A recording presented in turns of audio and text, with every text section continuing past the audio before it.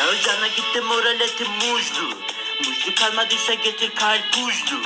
Yanında çok iyi gidiyor fıstık tuzlu. Tuzlu kalmadıysa getir bana şoşlu.